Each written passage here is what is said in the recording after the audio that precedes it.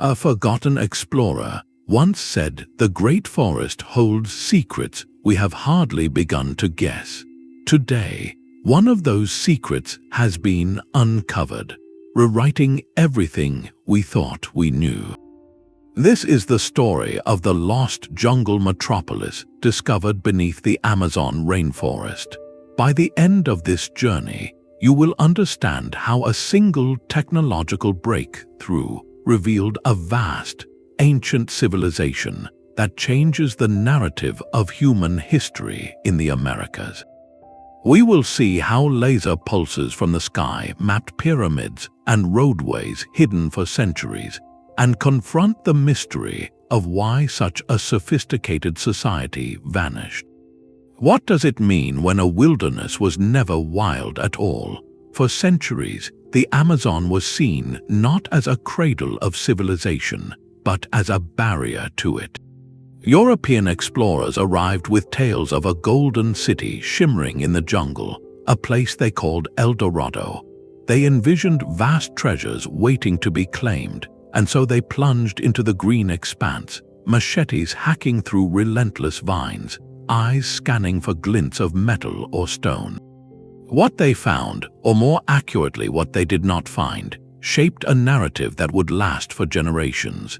They saw only untamed wilderness, an impenetrable fortress of trees they believed could never support the grand cities and complex farms they knew from other continents. This idea solidified into what scholars call the pristine myth, the belief that the Amazon before European contact was a nearly empty, untouched Eden. It became labeled a green desert, beautiful but barren of significant human history. This colonial perspective dismissed the sophisticated societies that were already there, framing the landscape as a challenge to be conquered rather than a home to be understood. But a quiet revolution in thought was brewing, one that would flip this entire story on its head. Beginning in the late 20th century, a handful of researchers, including anthropologists like Clark Erikson and William Ballet, started listening more closely to the forest itself and to the deep knowledge of the indigenous peoples who had always lived there. They proposed a radical idea known as the anthropogenic Amazon hypothesis. In simple terms, anthropogenic means created or shaped by human activity. This hypothesis suggested that much of the Amazon rainforest was not a pristine natural wonder, but a vast, living garden. It argued that ancient peoples had actively managed the forest over thousands of years, enriching the soil, planting useful trees, and creating a landscape that supported large, settled populations. This was not a hostile environment, but a partner in civilization. The towering trees and winding rivers were part of a cultural artifact, a monument built not from stone but from life. This intellectual groundwork was crucial. It changed the question from "could anyone have lived here" to "how did they live here?" It provided the framework to interpret clues that earlier explorers had missed or misunderstood.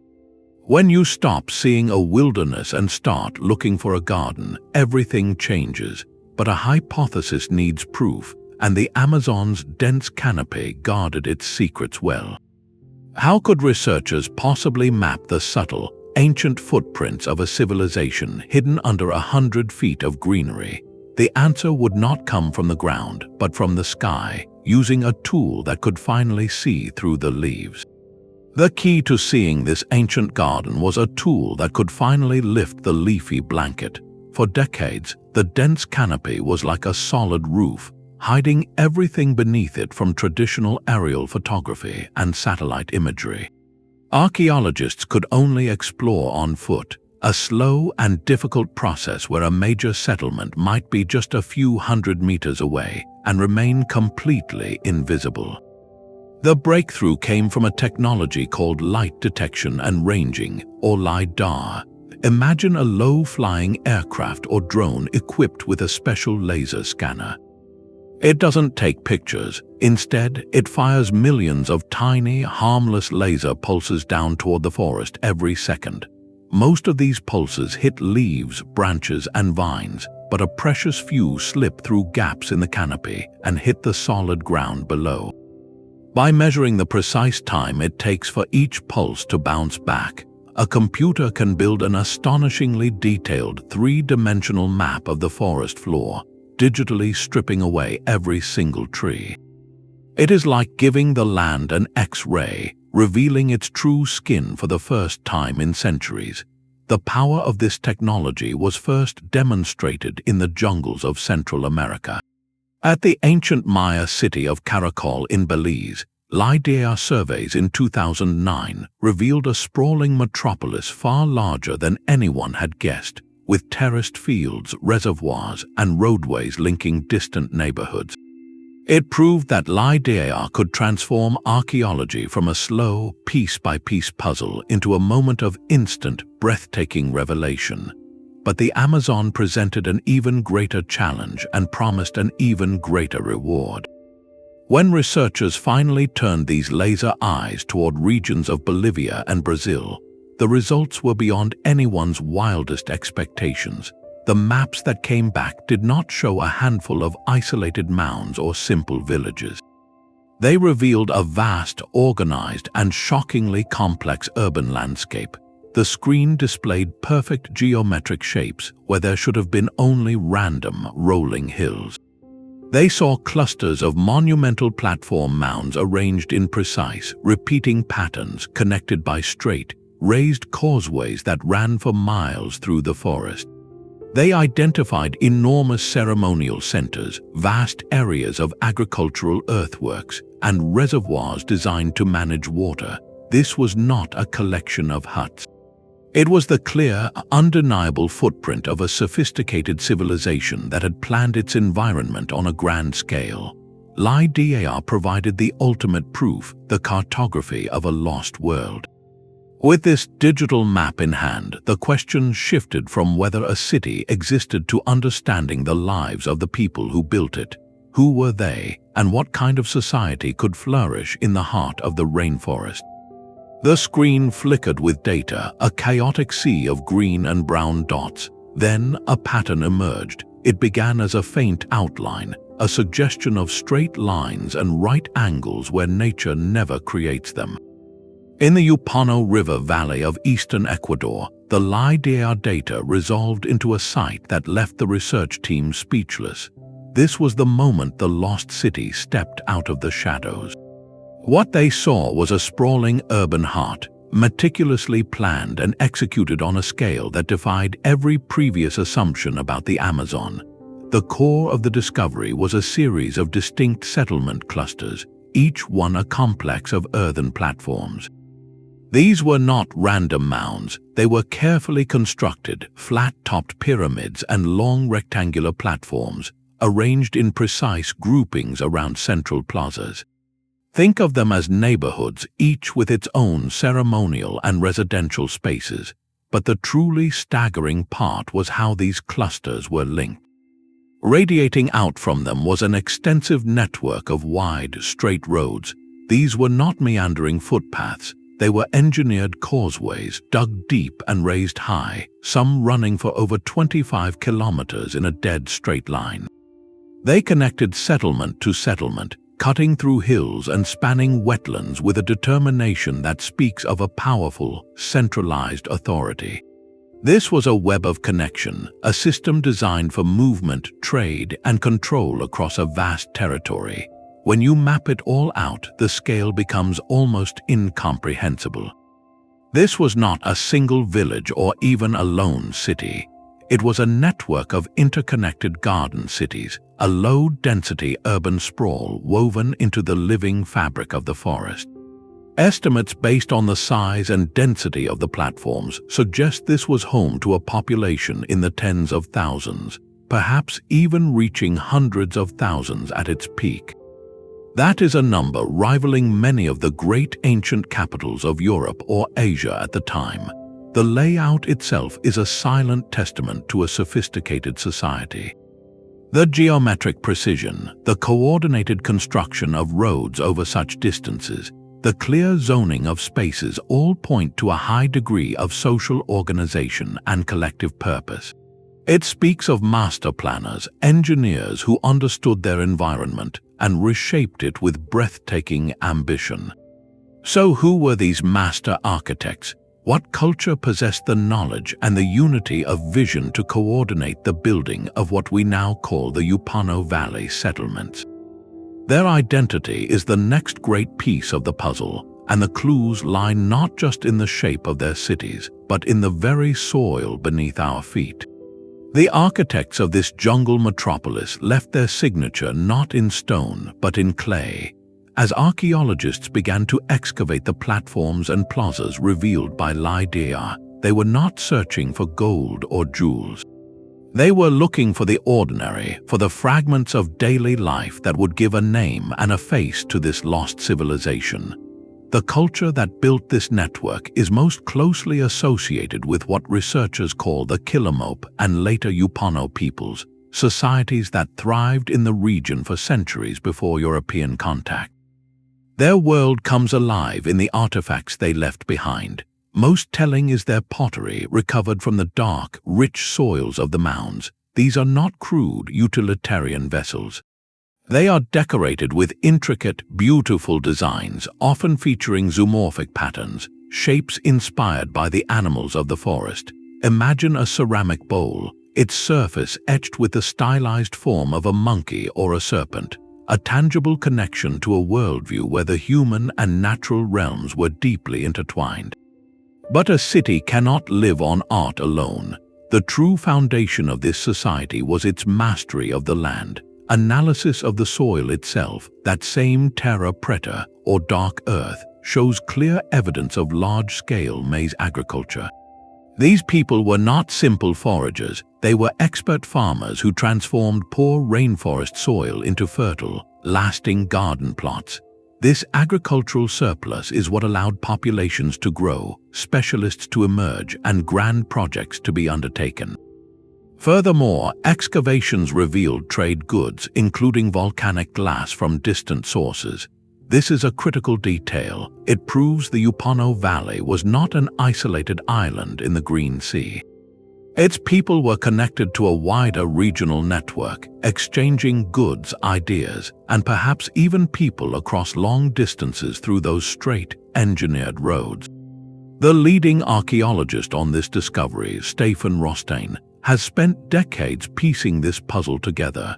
His summary of what they found cuts to the heart of its significance. He calls it a completely new vision of the Amazon and describes it as a lost garden of cities. That phrase, a garden of cities, perfectly captures the essence of this place. It was not a concrete jungle, but a cultivated, planned urban landscape living in harmony with, and because of, the managed forest. Their legacy was written directly into the very earth, in the shapes of the mounds, the lines of the roads, and the richness of the soil they created. This leads us to the next profound question, one that changes how we see the entire Amazon basin. If one valley could hold such a complex network, could this model of the Garden City have been the rule rather than the exception? The true genius of this civilization was not confined to its city centers. To understand its scale, you must look beyond the platforms and roads into the very fabric of the surrounding landscape. What LiDAR and ground surveys revealed was an entire ecosystem meticulously engineered for life. This was not a city sitting in a wild forest. It was a metropolis woven into a managed, productive garden. The hinterlands were alive with sophisticated agricultural systems. Vast networks of raised fields stretched across seasonally flooded plains. These were not simple garden plots, but carefully constructed earthen platforms lifted above the water table.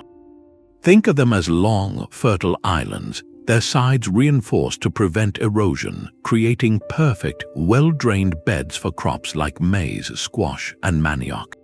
Between these fields ran intricate grids of drainage canals which did double duty. During the relentless rainy season, they channeled excess water away, preventing the roots from drowning. In drier times, they retained moisture and even provided habitat for fish and other aquatic life, adding protein to the diet. On the surrounding hillsides, the people built terraces, cutting long, level steps into the slopes. This prevented precious topsoil from washing away and created more stable, usable land for cultivation. Every inch of the environment was thoughtfully shaped for sustainability and abundance. This level of landscape engineering points to a society that planned not just for a season, but for centuries.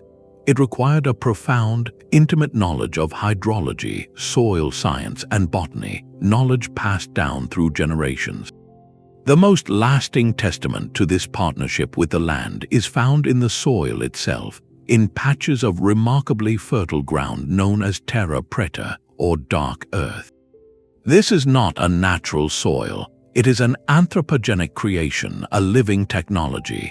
Ancient people created it by deliberately mixing charcoal from controlled burns, broken pottery, food waste, and compost into the poor native earth. This recipe did something miraculous. The charcoal acted like a sponge, locking in nutrients and moisture, while the organic matter fed a thriving microbial community. The result was a self-renewing, incredibly rich soil that remains fertile for hundreds, even thousands of years. Modern farmers in the Amazon still seek out these ancient dark earth patches to plant their gardens. This soil is the ultimate evidence of a permanent, investing civilization. It represents a legacy written directly into the ground, a gift from the past that still gives life today. The metropolis was not just built on the land, it was fed by an intelligent, large-scale land use system that turned the challenging rainforest into a breadbasket. This engineering required immense, coordinated labor and deep ecological wisdom, which makes the silence that followed all the more profound. What could possibly happen to a society so skilled, so deeply rooted in its environment that it simply vanished from view? The roads fell silent and the plazas emptied of their voices. This is the great enigma that hangs over the Upano Valley, a question as profound as the discovery itself. Why did a civilization capable of reshaping an entire landscape, of building a network that lasted for centuries, simply walk away and let the jungle reclaim its work? There was no invading army discovered, no layer of ash from a volcanic eruption.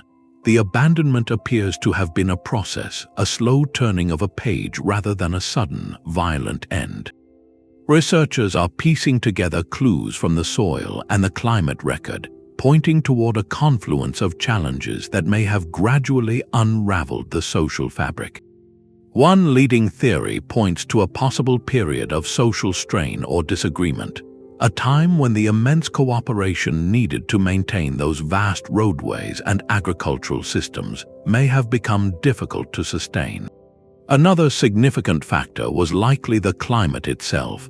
Studies of ancient pollen and sediment cores suggest the region may have experienced extended periods of unusual weather, perhaps intense droughts or catastrophic floods that disrupted the delicate balance of their engineered farms. Even a slight shift in rainfall patterns could have stressed the food supply for a population of such size. There is also scholarly discussion about the possibility of new illnesses arriving through long-distance trade networks, health challenges that could have spread through the connected communities before any European ever set foot on the continent.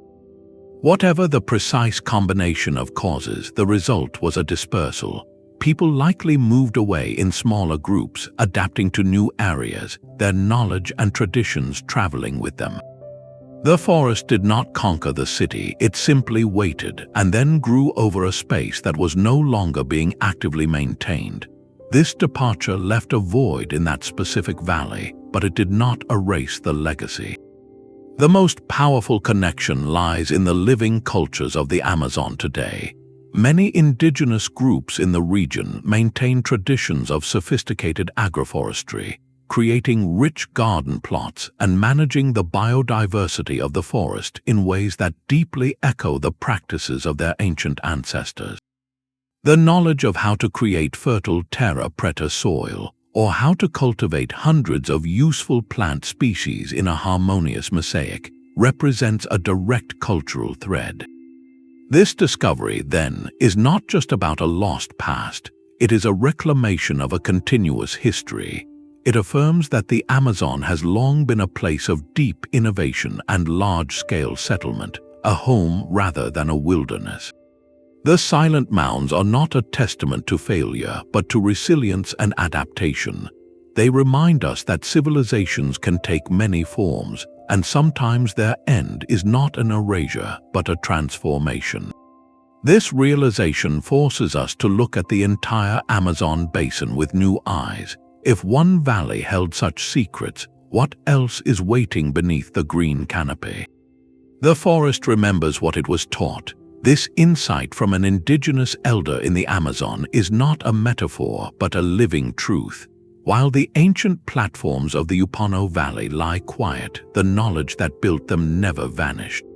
It lives on in the hands and minds of contemporary indigenous communities across the basin, for whom the rainforest is not a wilderness to be conquered, but a garden to be tended.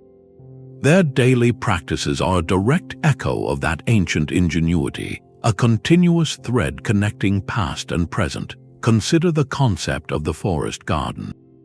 To an outsider, a section of the Amazon might look like untouched jungle, but to the eyes of someone whose ancestors helped shape this landscape, it is a carefully curated mosaic. They recognize specific clusters of trees, like the towering Brazil nut or the fruitful peach palm, not as random acts of nature, but as deliberate plantings from generations past. These trees are nurtured, protected, and harvested in cycles that can span centuries. This is not farming as we typically imagine it, with straight rows and single crops. It is a sophisticated form of agroforestry, a layered, biodiverse system that mimics the forest's own structure while providing food, medicine, and materials. It is the same principle of partnership that created the ancient Terra Preta soils and the raised field networks, just expressed in a living, evolving form. Their oral histories and ethnobotanical knowledge are priceless archives, libraries without walls. An elder can identify hundreds of plant species, detailing each one's uses, its role in the ecosystem, and the stories it carries. This deep time connection to the land reframes the entire discovery. The so-called lost civilization was never truly lost, its legacy simply transitioned. It moved from monumental earthworks to the subtle, profound management of a living forest. The past whispers in the language of plants, in the patterns of cultivation passed from parent to child.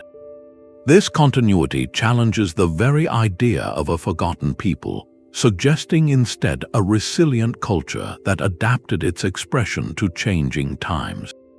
Recognizing this transforms the ancient metropolis from a mysterious ruin into a powerful chapter in an ongoing story of human adaptation and ecological wisdom. It also raises an urgent modern dilemma: this invaluable living knowledge and the fragile archaeological remains that corroborate it now face unprecedented threats. How do we protect a legacy that is both buried in the ground and alive in the forest? The same laser eyes that revealed the ancient city now document its peril. As the LiDAR maps are analyzed, a heartbreaking duality comes into focus. Alongside the geometric wonder of ancient roads and mounds, the scans show something else: the sharp, straight lines of modern deforestation.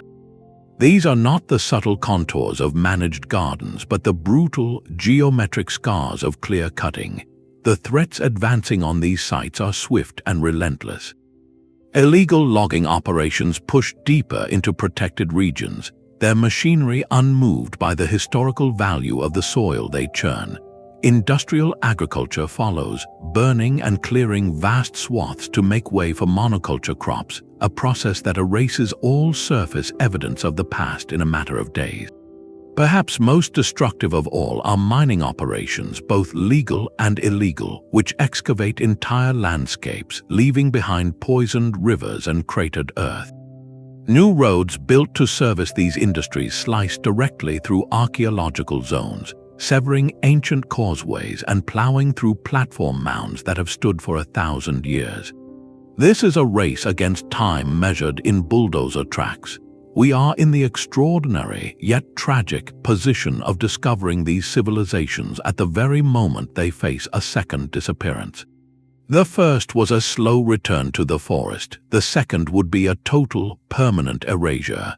This loss transcends environmental concern. When a mining operation obliterates an ancient plaza, it does not just destroy trees, it annihilates a chapter of the human story.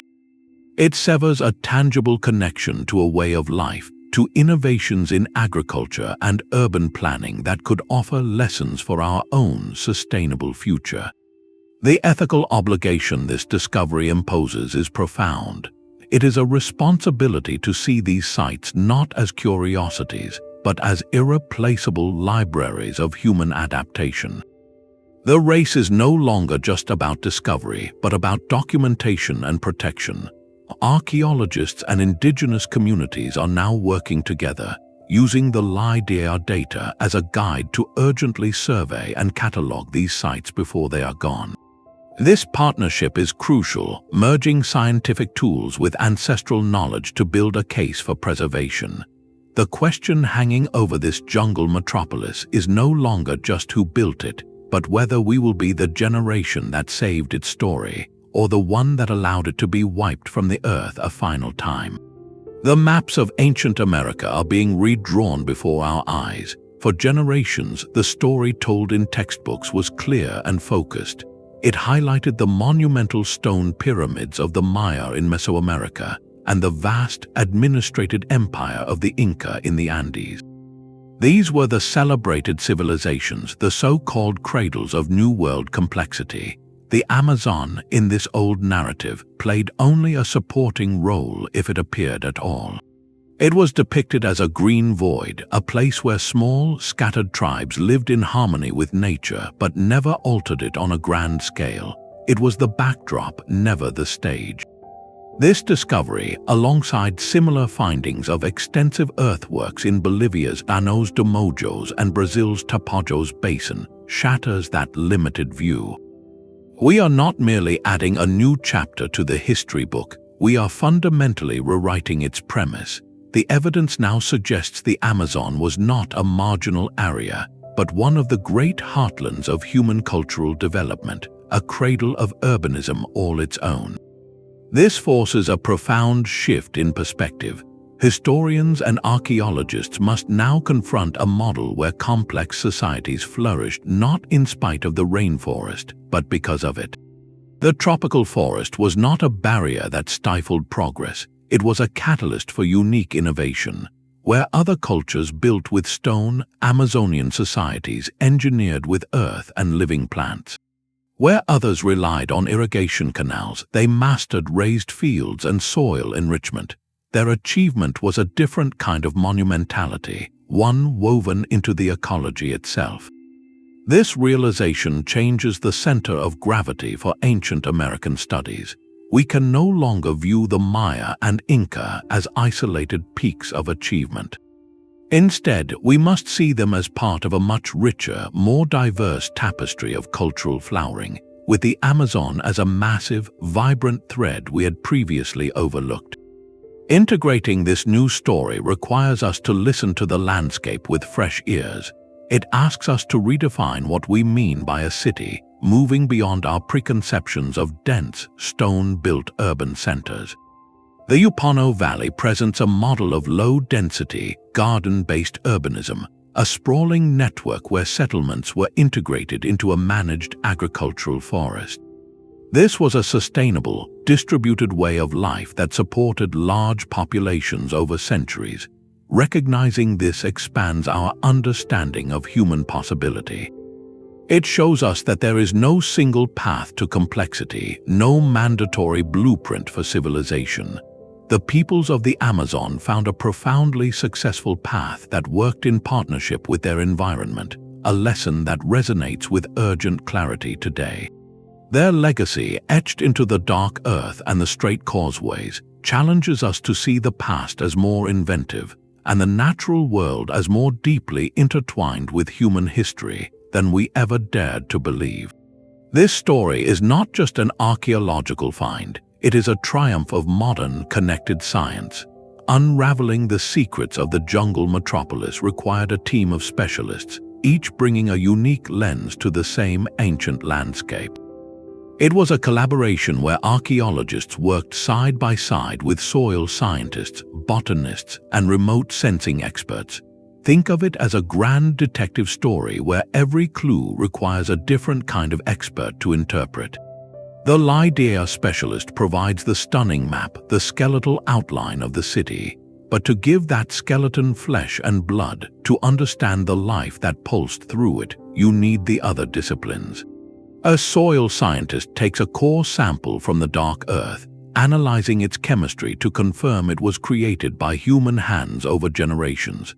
A paleoecologist, a scientist who studies ancient environments, examines microscopic pollen grains preserved in lake sediments. Those tiny, resilient particles tell a story of cleared fields and cultivated crops like maize and squash, painting a picture of the ancient diet and agricultural practice. Meanwhile, a botanist walking the forest with indigenous partners can identify trees that are rarely found growing naturally in such clusters, suggesting they were planted and tended by people centuries ago. Each field holds one piece of the puzzle. Alone, a pottery shard is just an artifact, a soil sample is just dirt, a pollen grain is just dust. But when you synthesize them, when you layer the ecological data onto the archaeological map, something miraculous happens. The static city plan transforms into a living, breathing socio-ecosystem. You begin to see not just where people lived, but how they lived in a dynamic relationship with their world. This holistic approach is the new model for 21st century exploration. The driving question is no longer simply what is buried there. It is, how did this entire system function? How did the roads facilitate trade and social connection? How did the raised fields and canals manage water and produce food for a vast population? How did their spiritual beliefs, hinted at in ceremonial plazas, interact with their daily management of the forest? This integrated view offers lessons that reach far beyond archaeology. It shows us the power of looking at complex challenges not through a single narrow window, but through many windows at once. It demonstrates that the deepest truths about our past, and perhaps the most valuable solutions for our future, are found at the intersections between fields of knowledge. The legend of a lost city in the Amazon has a name, and it is Percy Fawcett. In the early 20th century, this British explorer became obsessed with a theory that defied all accepted wisdom of his time. He believed a magnificent, ancient civilization, which he called simply Z, lay hidden in the unexplored depths of the Brazilian rainforest. Armed with little more than a compass, a machete, and unshakable conviction, Fawcett mounted expedition after expedition into the green unknown. He was ridiculed by the scientific establishment of his day, which dismissed his ideas as pure fantasy, the romantic delusions of a man chasing ghosts. In 1925, he vanished on his final quest, never to be seen again, his fate becoming one of exploration's greatest mysteries. For decades, his story was a cautionary tale about the dangers of believing in myths. Yet today, with the discovery of the Upano Valley and other sites, we must look at Percy Fawcett in a startling new light. While his specific coordinates for the city of Z were wrong, his foundational belief was profoundly right. He insisted that the Amazon could and did harbor large, advanced societies. He was searching for a single, stone-built metropolis, a classic El Dorado. What actually existed was something different, yet no less magnificent, a network of garden cities built from earth. In a profound twist, the modern tools of LiDAR and soil science have vindicated the dreamer, proving that the truth was even more complex than his myth. This discovery beautifully bridges the gap between the age of romantic exploration and the era of rigorous science. It suggests that the indigenous tales of enchanted places or cities of gold which so captivated explorers like Fawcett, were not pure inventions.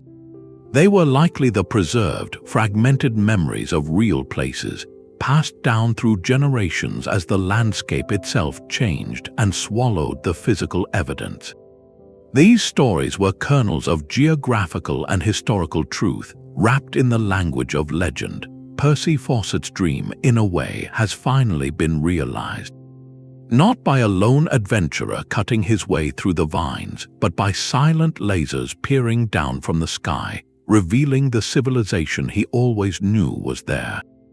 His story reminds us that sometimes the line between myth and history is drawn not by fact, but by our own limited ability to see. The map of the Upano Valley is not a solitary masterpiece. It is a single page torn from a much larger atlas of human achievement. As LiDAR technology continues its silent survey of the Amazon, a breathtaking pattern is emerging across the continent. In the vast, seasonally flooded savannas of Bolivia, known as the Llanos de Mojos, lasers have revealed an astonishing landscape of human engineering. Here, researchers have mapped not just a few mounds, but thousands of them. They appear as forest islands, artificial hills raised above the floodwaters, each one supporting a small community. Connecting these islands are straight causeways and intricate canals that run for dozens of kilometers, a hydraulic grid of transportation and water management on a scale that boggles the mind. Far to the northeast, in the Tapajos region of Brazil, similar surveys show dense clusters of settlements with central plazas and radiating roads, earthworks that speak of a coordinated regional society. These discoveries, separated by thousands of kilometers, share a family resemblance. They all point toward a model of low-density urbanism, where populations were distributed across a managed, productive landscape rather than crammed into a single, dense city center. This was not a lone metropolis in Ecuador, but a way of life. The Garden City, it seems, was not an exception in the Amazon. It may have been the rule. We are likely witnessing the first faint outlines of a previously invisible civilization, or more accurately, a constellation of related cultures that thrived across the basin. This changes the entire framework. Instead of hunting for one El Dorado, we must now learn to see an entire galaxy of settlements, each a node in a vast continent-spanning network. What could flow across such a network? The evidence is already in the ground. In the Upano Valley, archaeologists found fragments of obsidian, a volcanic glass used for tools and ceremonial objects. The nearest volcanic source for this material is hundreds of kilometers away. This simple artifact is a passport stamp, proof of long-distance exchange. Imagine those straight, raised causeways not as empty roads but as bustling arteries. Along them would have traveled not just people but ideas, seeds for new crops, techniques for pottery, and stories about the world. Precious materials like feathers from exotic birds, prized stones, and perhaps even ceremonial knowledge could have moved from community to community, weaving a shared cultural fabric across the green expanse.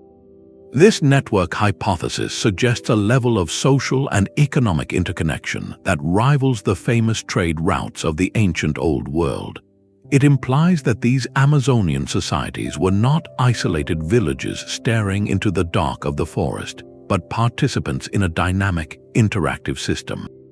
They were linked by shared practices in land management, by common challenges of life in the tropics, and by the tangible goods that moved along their engineered pathways. The silence of the jungle, it turns out, might have been filled with the quiet hum of distant exchange. Wealth in this jungle metropolis was not measured in gold or silver. The true currency of this civilization flowed along those straight, engineered causeways, and it was a currency of connection, beauty, and spirit. Without access to large stone quarries or metal deposits, the people of the Upano Valley and their neighbors built an economy on something far more intricate: the exchange of rare and meaningful goods from across the continent. Imagine a trader arriving at a bustling plaza, his pack not filled with coins but with treasures from distant lands. He might carry blocks of precious salt, a vital mineral for health and food preservation, hauled from the mineral springs of the Andes. He could offer shimmering green stones like jadeite or turquoise, painstakingly polished into ceremonial ornaments, their sources lying hundreds of kilometers away. Perhaps most prized of all were bundles of brilliantly colored feathers, plucked from macaws and parrots of the distant lowlands. These feathers were not mere decoration. They were symbols of status, power, and connection to the spirit world, woven into headdresses and capes for leaders and shamans. Then there were the psychoactive plants, like the vine known as ayahuasca or varieties of snuff, cultivated in specific regions and traded as sacred sacraments for visionary rituals. Even the humble cacao bean, the source of chocolate, has been found in archaeological sites far from its native growing range, evidence of a taste for luxury drinks that linked communities. Each of these items tells a story far beyond its material value. A jade pendant was not just a beautiful object, it was a piece of a distant mountain, carrying the prestige and mystery of its origin. A scarlet macaw feather was a fragment of the Canopy spirit, a direct link to the divine. These goods were the building blocks of social and ritual life, used to forge alliances, display rank, and facilitate ceremonies. This trade required more than just footpaths. Those remarkably straight, raised roads we see on the LiDAR maps were the infrastructure of this invisible economy. They were ancient highways designed to move people and goods efficiently across what would otherwise be difficult, swampy terrain. They connected the highland valleys to the lowland rainforests, linking different ecological zones. A community in the foothills could exchange its stone tools for lowland feathers and medicinal plants, creating a resilient network of interdependence. This system challenges the old, persistent idea of Amazonian societies as isolated tribes, each living in its own bubble of forest. The evidence paints a picture of a continent in conversation. The discovery of obsidian in the Upano Valley, sourced from a volcano in the distant Andes, is a smoking gun, concrete proof that someone, or more likely many someones, carried that glass across incredible distances. This was not occasional, accidental contact. This was organized, sustained exchange. The Metropolis was not an isolated city-state. It was a hub in a continental web, a place where goods, ideas, and people converged. This constant flow of materials and knowledge would have profoundly shaped their worldview. Their art, often depicting composite creatures or beings that blend human and animal traits, might reflect stories of distant lands or spiritual journeys facilitated by trade. Their cosmology, their understanding of the universe, could have been enriched by myths and concepts that traveled along with the salt and the feathers. To live at the crossroads of such exchange is to know that your world is vast, that your community is part of a greater, interconnected whole. The silent roads, then, were not just lines on a map. They were the lifelines of a culture whose wealth was woven from the very fabric of a continent. Their straight roads were not just for trade, they were lines of sight to the heavens. To walk the plazas of this ancient city was to move through a living cosmology, a sacred geography carved from clay and soil. The very layout of the metropolis reveals a mind attuned to celestial rhythms. Researchers analyzing the orientation of the major platform mounds and the long causeways have found compelling alignments. Some avenues point directly toward the solstice sunrise or sunset, while certain plazas are positioned to frame the rising of important stars or planets. This was not accidental. It means the city itself functioned as a colossal calendar and observatory, its architecture designed to mark the passage of seasons, to predict rains and floods, and to time agricultural and ceremonial cycles. The sky was not a distant abstraction. It was a map woven into the ground beneath their feet, a constant reminder that human life was part of a vast, orderly cosmos. This cosmic vision found intimate expression in the art they held in their hands. The pottery recovered from these sites is a library of symbols. Vessels are adorned not with random patterns but with powerful, recurring images.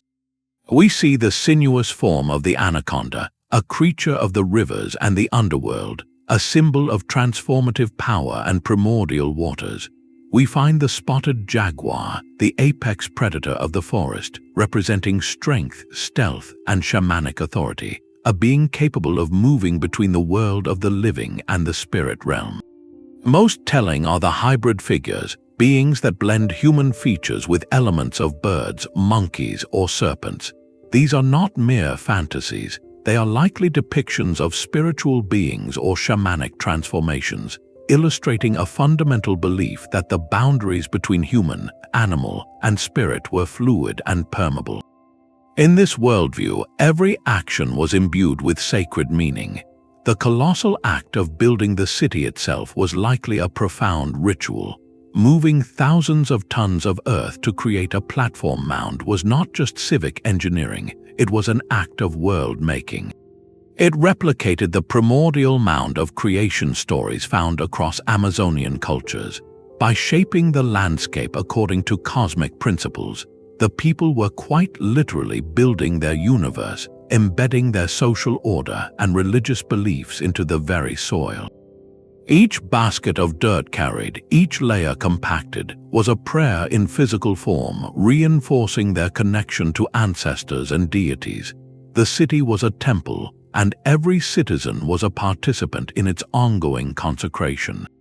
This inseparable blend of the sacred and the everyday is the key to understanding their remarkable resilience.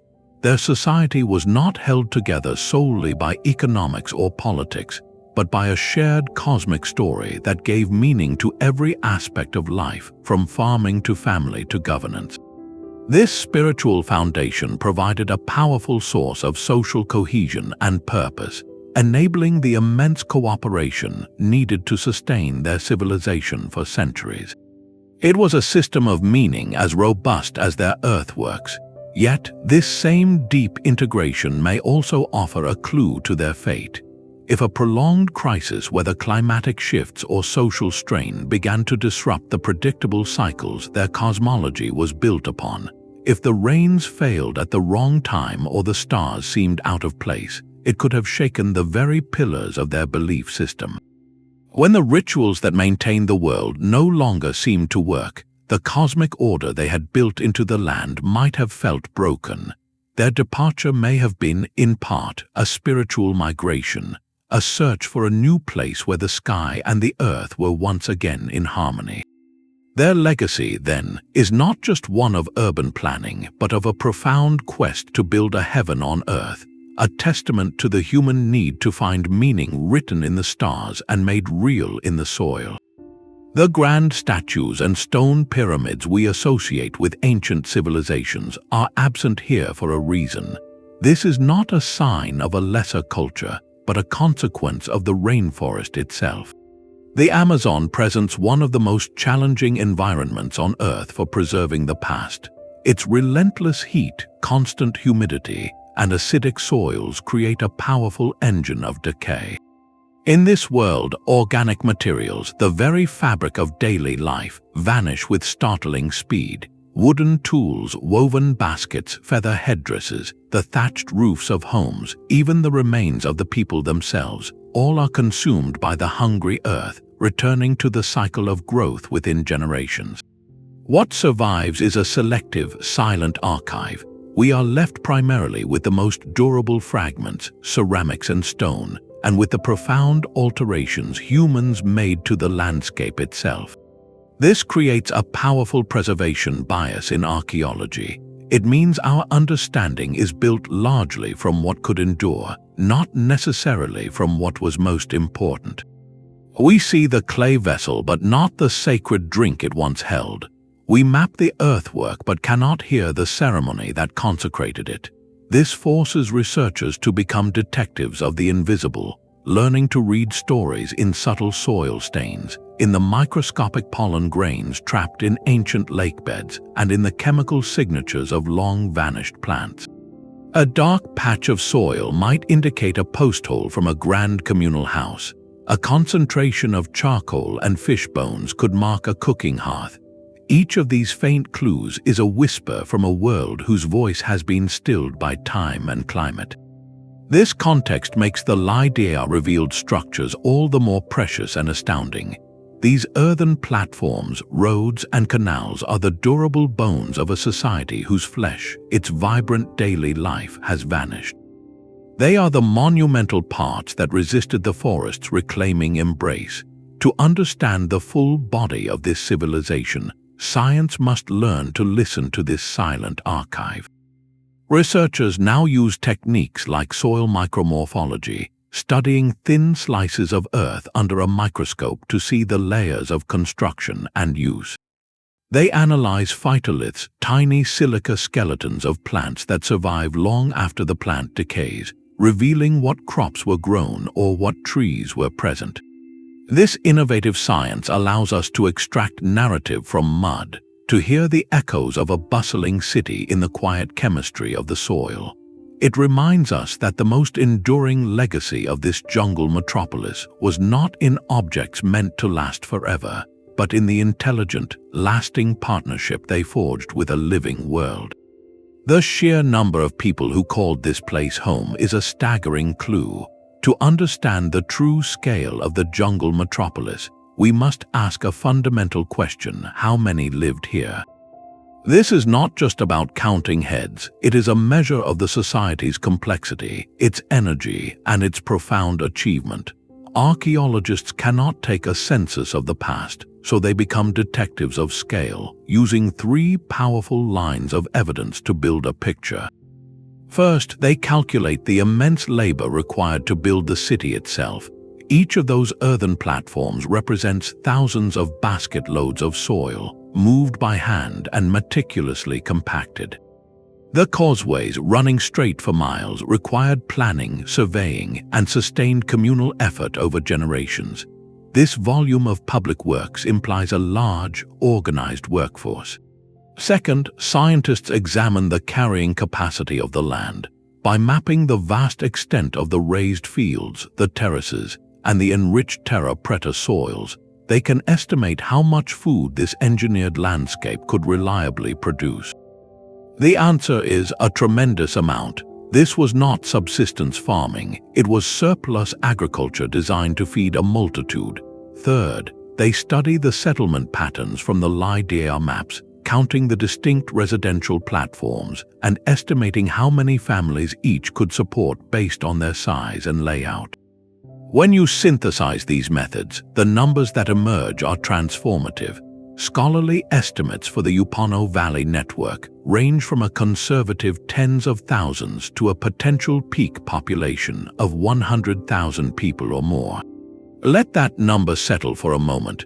At its height, this garden city in the heart of the rainforest could have been as populous as London was in the 13th century, or many other major medieval European capitals of the time. This single fact shatters old paradigms. A community of that size is not a village or a tribal settlement. It is a civilization. It requires systems. It demands not just farmers, but administrators to coordinate labor and distribution, artisans to create the beautiful pottery and tools, traders to manage the long-distance exchange, and spiritual leaders to maintain the cosmic order that held society together. This scale of coexistence, of daily cooperation, speaks to a remarkable degree of social cohesion and shared purpose.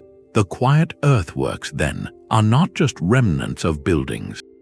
They are the physical echo of a once teeming human world, a testament to a forgotten chapter where the Amazon was not a green desert, but a cradle of urban life. Their city walls were not built from earth, but from something less tangible. A striking feature emerges from the digital maps of the Upano Valley, something conspicuous by its absence. Across the sprawling network of platforms, plazas, and causeways, researchers have found no clear evidence of large-scale defensive walls, no deep moats, no palisades of sharpened logs encircling the settlements. In a world where ancient cities from Mesopotamia to Mesoamerica invested immense labor in fortifications, this is a profound and provocative silence. It compels us to ask what kind of society felt secure enough to leave its heart so seemingly open. One compelling interpretation is that this was a period of remarkable regional stability. The extensive, straight roads connecting settlements suggest not just trade but regular, peaceful interaction. These were highways for connection, not barriers for defense. This could indicate a network of allied communities, perhaps bound by shared cultural practices, kinship ties, or economic interdependence. Their security may have come from cooperation, from being part of a larger, integrated whole where conflict was managed through social and ritual means rather than militarized borders. Their power structures might have been rooted differently. Instead of a ruler whose authority was demonstrated through warfare and the subjugation of rivals, leadership could have been based on spiritual knowledge, on the ability to mediate with the cosmos, or on the skillful management of the community's agricultural wealth and trade relationships. A leader who ensures abundance through wise land management may command a loyalty as strong as any warrior king. The art of the period offers subtle clues. While imagery of powerful animals like the jaguar is common, overt scenes of conquest or captive-taking are not prominent in the pottery styles found so far. The focus appears more on cosmology, on shamanic transformation, and on the natural world, a worldview that might have prioritized balance and harmony over domination. Yet, we must be careful not to romanticize this absence. Signs of conflict in ancient societies can be elusive, especially in an environment where most weapons would have been made of wood and have long since decayed. Researchers do examine any available skeletal remains for signs of interpersonal trauma, looking for clues in the silent testimony of the past. Even without massive walls, a society could have had other, less permanent ways of defining space and providing security, or experienced conflict that did not necessitate monumental fortifications. This open city plan ultimately presents a fascinating contrast. It stands apart from the walled citadels and fortified gates that define so many other ancient civilizations. It suggests a different model of social order, one where safety was cultivated through interconnection, shared belief, and a deep, sustaining relationship with a managed landscape, rather than through stone and siege. It asks us to expand our definition of what makes a society strong, and to consider that true security might sometimes be woven from the bonds of community and the fruits of a tended earth, rather than carved from the fear of an outside threat. The ethics of discovery have fundamentally changed. Where the early explorers saw a wilderness to be claimed, modern researchers see a living heritage to be understood in partnership. This shift marks a profound departure from the colonial model of archaeology, which too often treated ancient sites as trophies to be extracted for distant museums. Today, the guiding principle is collaboration, not conquest. The work in the Amazon is now led by teams that include indigenous researchers and community elders from the very beginning. They operate under strict protocols of prior and informed consent, meaning local communities have the right to decide if, when, and how research proceeds on their ancestral lands. This is not a formality, it is the foundation of trust. The methodology itself has evolved into what is called community-based archaeology, where scientific questions are developed alongside traditional knowledge holders. A botanist might study soil samples while an elder identifies medicinal plants still growing on an ancient mound, each perspective illuminating the other. A crucial part of this ethical framework is the repatriation of knowledge and artifacts. The goal is no longer to fill cases in a foreign institution. Instead, findings are returned to the communities, often through local museums and cultural centers, ensuring the story remains where it belongs. digital models from LiDAR scans become tools for land management and cultural education, empowering communities to protect their heritage. This collaborative spirit reframes the entire endeavor. The lost metropolis is not a dead civilization to be dissected, but a chapter in a continuous story that living people have a right to steward and share. The technology revealed the city's bones, but this ethical partnership is what gives it a soul and a future. So how is this new, collaboratively written story reaching a global audience? A scientific paper landed with a quiet thud, and the world took notice. The journey from a specialized journal to global headlines was almost instantaneous. When the team, led by Stefan Rostein, published their LiDAR findings on the Upano Valley settlements in early 2024, the story seemed to ignite a collective nerve. It raced from the pages of archaeology journals to the front sections of major newspapers, trended on social media platforms, and became the subject of documentary specials. But why did this particular discovery, among so many, capture the global imagination so completely? The answer lies in the timeless myths it touches. It is the real-world echo of El Dorado, a tangible validation of the age-old dream of a lost city hidden in the deepest jungle. It speaks directly to our fascination with hidden worlds, with the idea that vast chapters of the human story remain buried, waiting for the right key to unlock them. More than that, it offers the thrilling intellectual drama of rewriting history, of watching the map of our past change in real time. For a public audience, it is not just an archaeological update, it is an adventure story proven true. The media portrayal of this discovery has been a fascinating study in itself. Respected documentary series have brought stunning LiDAR visualizations to life, allowing viewers to soar over the digitally stripped forest and see the ancient cityscape emerge. Science magazines have published detailed artist reconstructions, showing the platforms bustling with life, the roads filled with traders. This visual storytelling is powerful. It makes the abstract concrete and allows people to emotionally connect with a distant past.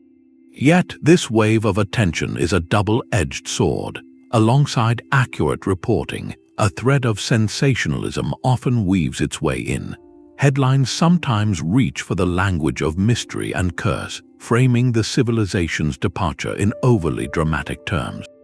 The complex, gradual process of societal change can be simplified into a single catastrophic event. The term lost city itself, while evocative, can misleadingly suggest a single, dense urban core like Machu Picchu, rather than the more nuanced reality of a distributed garden network.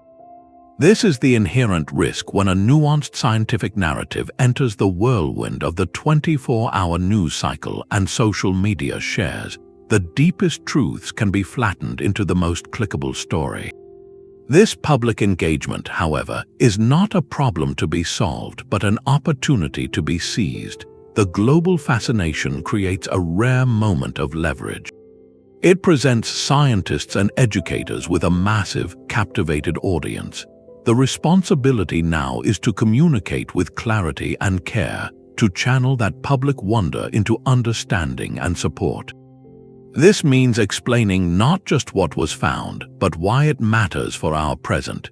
It involves connecting the dots between ancient sustainable practices and modern conservation crises, between protecting archaeological sites and supporting the indigenous communities who are their rightful stewards.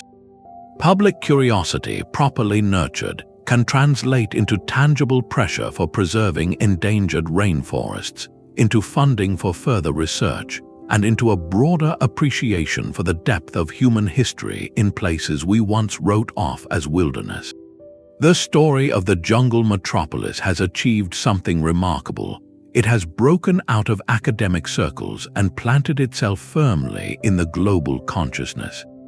It is no longer just a subject for specialists. It is a shared reference point in our culture's conversation about history, nature, and human ingenuity. The challenge and the hope is that this shared story becomes not an endpoint but a beginning, a catalyst for deeper curiosity and more meaningful action. Their legacy is not locked in the past but alive in the soil beneath our feet. As we face a global climate crisis, the ingenuity of the ancient Amazonians shifts from a historical wonder to a source of profound practical insight. These societies were master adapters, thriving for centuries in an environment we are only beginning to understand.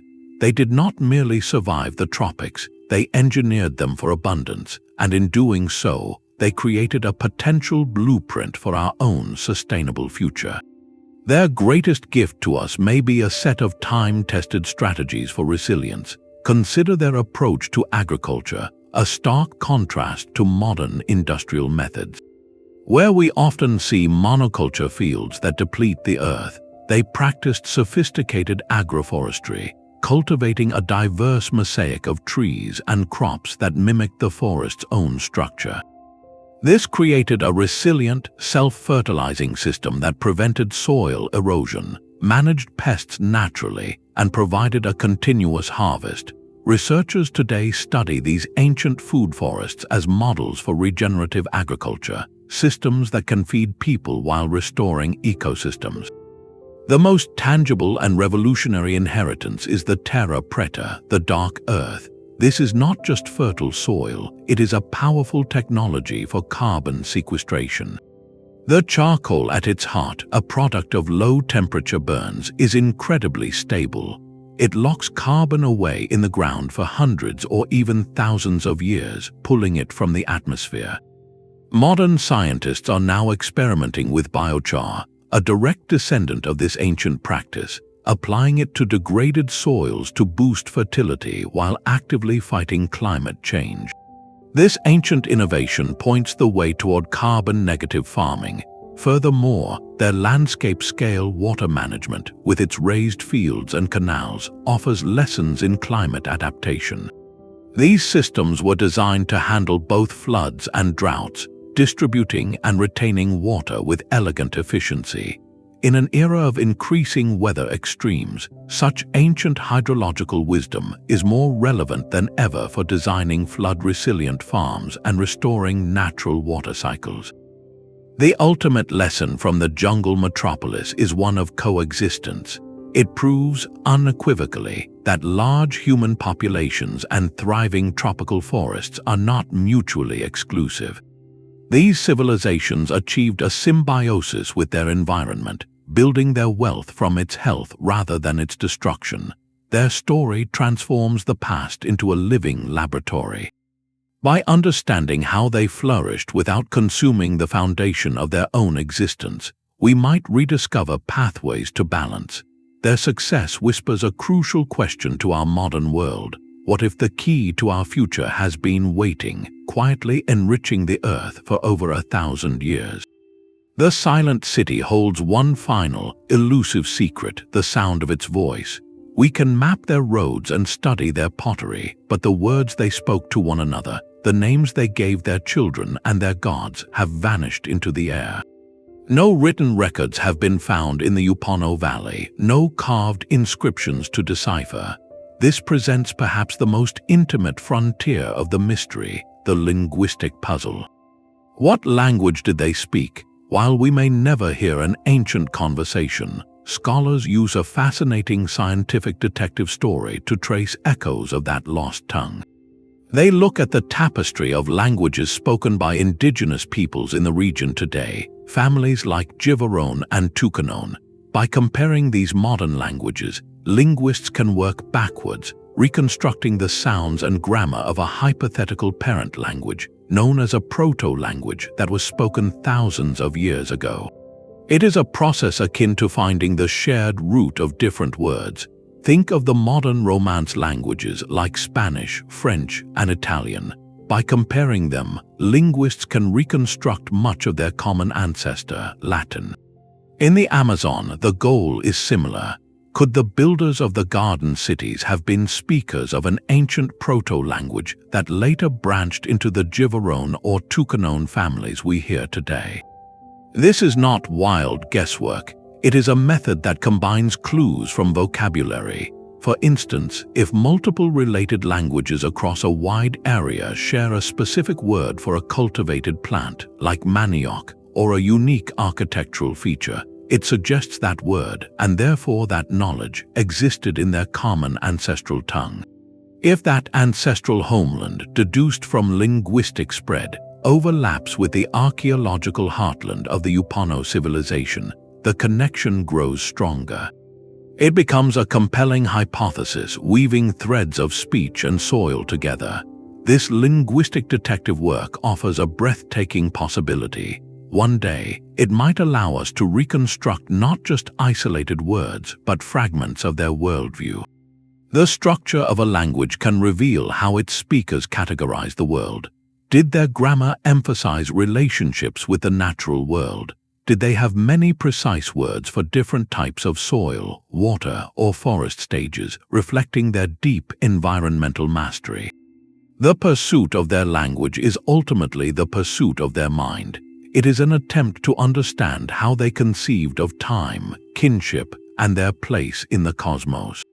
While the grand platforms speak of collective action, the ghost of their language might whisper of individual thought, of poetry, of lullabies sung in plazas now silent.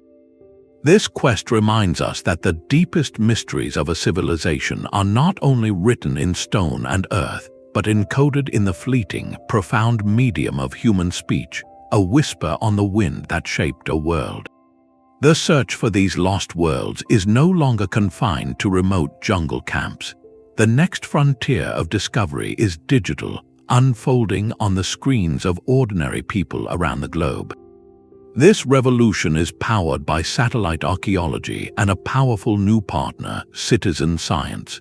For the first time in history, high-resolution satellite imagery is freely available to anyone with an internet connection.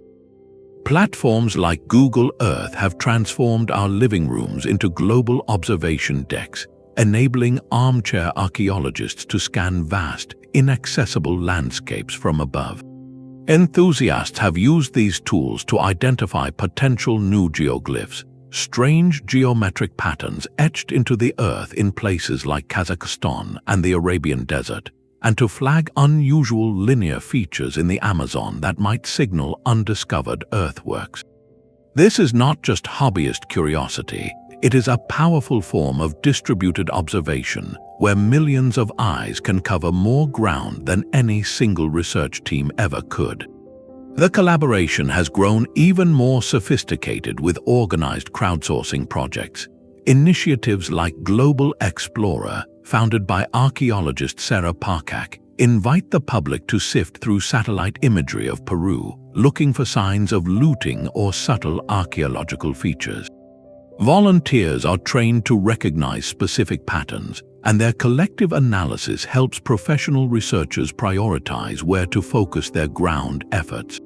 Similarly, with the immense volume of data generated by LiDAR surveys, which can cover hundreds of square kilometers, researchers are turning to the public for help. Projects allow volunteers to scan digital terrain models online, tagging potential mounds, causeways, or other anomalies that algorithms might miss. This human-powered pattern recognition is incredibly valuable, a modern-day version of having thousands of field assistants. This democratization of discovery fundamentally changes the game. It accelerates the pace of research by orders of magnitude and fosters a global community united by a shared sense of wonder and purpose. The story of the next lost city might not begin with a grant proposal or a risky expedition. It could start with a teacher in Oslo, a truck driver in Texas, or a student in Seoul, noticing something unusual while exploring a digital map on a quiet evening. The tools to rewrite history are becoming more accessible every day, placing the power of discovery into the hands of a curious world. The idea of a city is something we think we know. We picture crowded streets, towering stone buildings, and a skyline etched against the horizon. This image, drawn from places like ancient Rome or medieval Paris, has long been the standard by which we measure civilization itself. But the Upano Valley asks us to set that picture aside. It presents a form of urban life so different, so seamlessly woven into the living world, that it demands we rewrite the definition. This is not a failure to match an old ideal. It is a revelation of a new one, a 13th revelation that changes how we see human society altogether. Traditional archaeology often used a checklist for a city: monumental architecture in durable materials like stone, a dense, concentrated population, clear social stratification, and evidence of writing or complex record-keeping. By that rigid list, the Amazonian sites might have been dismissed. Their architecture was earthen, their population was spread across a vast green tapestry, and they left no written tablets behind. But to dismiss them on those terms is to miss the point entirely. The people of the Upano did not fail to build a real city. They succeeded in inventing a completely different kind. Scholars now describe it as low-density, garden-based urbanism. Imagine a city not as a dense knot of stone, but as a sprawling, vibrant network. Think of a modern suburb, but instead of houses on identical lots, you have family compounds and ceremonial platforms set within a continuous, productive forest garden. The roads connecting them were not just for travel, they were the social and economic arteries of a distributed community. The entire landscape, from the raised fields to the managed orchards, was part of the urban fabric. The city was the garden, and the garden was the city. This model was not a primitive attempt at something else. It was a brilliant, deliberate adaptation to the tropical environment. In a land where stone was scarce but soil and life were abundant, they built their monuments from the earth itself. In a place where concentrated populations could quickly deplete local resources, they designed a system that distributed people across a nourishing, self-renewing landscape. Their record-keeping may have been in the living patterns of trees and the oral histories passed down, not in marks on clay. This expansive, networked form of settlement was a spectacularly successful adaptation. It supported large populations for centuries without collapsing its ecological foundation. It challenges the deep-seated bias that equates civilization with concentration and stone. It proves that urban life can flourish without paving over the natural world, that a metropolis can be a living, breathing partnership. The discovery in the Amazon, therefore, is about so much more than finding a lost city. It is about expanding the very idea of what a city can be. It asks us to recognize that human ingenuity blossoms in countless forms, and that true civilization might be measured not by how much we separate ourselves from nature, but by how intelligently and sustainably we integrate with it. Science thrives on questions, not just answers. As the initial awe of the discovery settles, a vital and healthy process begins within the academic community, the rigorous testing of new ideas. Not all researchers interpret the LiDAR maps and soil data in exactly the same way, and this debate is not a sign of weakness in the find, but a sign of strength in the scientific method. Some voices urge a degree of caution, asking us to look more closely at what the evidence can and cannot tell us. One of the most spirited discussions revolves around those staggering population figures. Estimates in the tens or even hundreds of thousands are based on models that calculate the carrying capacity of the land and the potential density of the platforms. Critics point out that we cannot be certain every platform was a full-time residence for a large family. Some structures may have been used seasonally for ceremonies or for storage. The true year-round population, they suggest, might have been significantly lower, though still impressively large for the region. This debate is not about dismissing the scale of the achievement, but about refining our precision, ensuring the story we tell is as accurate as possible. A related point of discussion centers on the very words we use to describe this place. Is it a city, a metropolis? Some scholars hesitate, preferring terms like major ceremonial center or complex settlement network. Their caution comes from a desire to avoid imposing old-world concepts onto a uniquely Amazonian reality. The traditional image of a dense, stone-built urban core does not fit here, and labeling it a city might unintentionally make it seem like a failed version of that model, rather than a spectacular success of a different one. These researchers argue that terms like garden city or low-density urban system are more precise, as they capture the distributed, green nature of the community without forcing it into an unrelated box. This is a debate about language and perception, about finding the vocabulary that best honors the innovation of the past. Furthermore, questions are raised about the permanence and political structure of these societies. Were these platforms and roads the heart of a single, unified polity with a central authority, or a constellation of allied but independent communities sharing a culture and infrastructure? The evidence can be read both ways. The coordinated construction of long-distance causeways suggests impressive organization, but does not necessarily prove a centralized kingship. It could indicate a cooperative society where different groups came together for large projects. This open question makes the discovery even more fascinating, as it points to a social model that may have been more collaborative than hierarchical. Engaging with these counterarguments does not diminish the discovery, it enriches it. This transparent, sometimes lively debate is how science builds a truer picture of the past. It moves us from a headline-grabbing revelation toward a nuanced, resilient understanding. Each critique forces researchers back to the data, to dig new test pits, to run more soil analyses, to create even finer LiDAR scans. In this ongoing conversation between the bold vision of a lost metropolis and the careful scrutiny of healthy skepticism, the most accurate and respectful story of this jungle civilization will ultimately be written. The map we have is a mere sketch of a continent. For all its revelatory power, the LiDAR coverage of the entire Amazon basin is astonishingly small, estimated at less than 1%.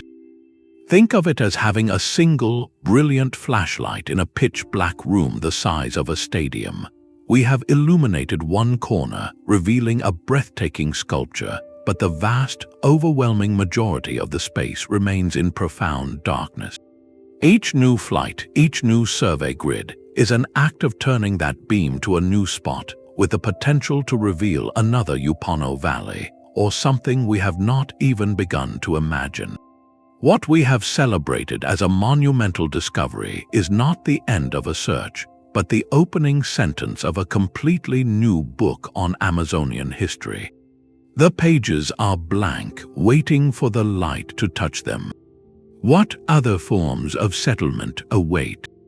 Could there be networks built around rivers instead of roads, or ceremonial centers focused on waterfalls or unique rock formations? What undiscovered artistic traditions might be sealed in still-buried pottery? What stories are encoded in earthworks shaped like animals or celestial bodies? The greatest revelation, slowly dawning on archaeologists and historians, may be that the Upano civilization is not an outlier, but a representative. It may be the first clear example of a pattern that was once common across the entire basin, a pattern of distributed, intelligent life that wove itself into the forest. Every unanswered question is a promise. Every unscanned hectare of rainforest is a potential library. This forward edge of discovery hums with a thrilling, almost tangible sense of possibility. The story of humanity in the Amazon is being rewritten in real time, and we are only just learning how to read the first few words. The forest's deepest secret was not a place, but a partnership. We began this journey with a forgotten explorer's belief that the great forest held truths beyond our imagination, and we end with the profound understanding that science has finally given those truths a voice. The narrative has been completely overturned. We have moved from the persistent myth of a pristine, empty wilderness to the tangible reality of a masterfully engineered, urbanized landscape, a garden of cities woven from earth and life. We have watched the romantic dreams of lone adventurers give way to the silent, precise revelation of lasers from the sky, technology that lifted a green veil to show the geometry of a lost world. And most importantly, we have rescued a forgotten people from the shadows, restoring them to their rightful place as architects of a civilization so sophisticated it demands we rewrite the history of an entire continent.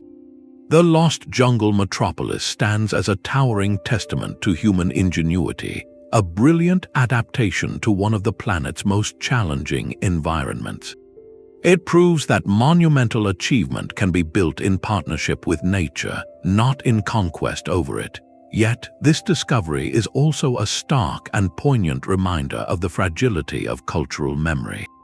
A society that thrived for centuries, that moved mountains of earth and charted the stars, can fade until its very existence becomes a question, a whisper in the soil.